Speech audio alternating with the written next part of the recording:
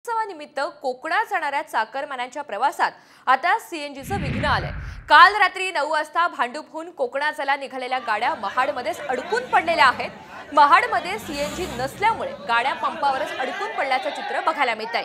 या गैरसोयीमुळे प्रवासी आक्रमक झाल्याचं बघायला मिळतंय आणि काही काळ गोंधळाचं वातावरण सुद्धा तयार झालेलं होतं।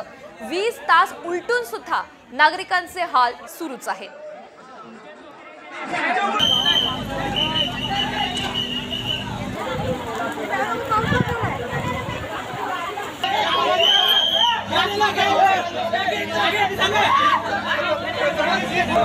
मुंबई गोवा महामार्गावर गेल्या 8 ते 10 तासापासून वाहतूक कोंडी झालेली आहे आणि याचा फटका मुंबईकर चाकरमान्या बसत आहे। आता मोठ्या प्रमाणात चाकरमानी कोकणात जायला निघालेत, मात्र या ठिकाणी इंधन उपलब्ध होत नसल्या कारणाने चाकरमान्यांचे मोठे हाल होत आहेत। आता आपण मुंबई गोवा महामार्गावर महाड तालुक्यातल्या सीएनजी पंपावर या ठिकाणी पाहिलं तर पूर्ण पंपाचा जो एक्झिट आणि इनचा गेट आहे तो बंद करण्यात आलेला आहे। काल रात्रीपासून ह्या पेट्रोल पंप सीएनजी पंपावरती सीएनजी उपलब्ध नाहीये।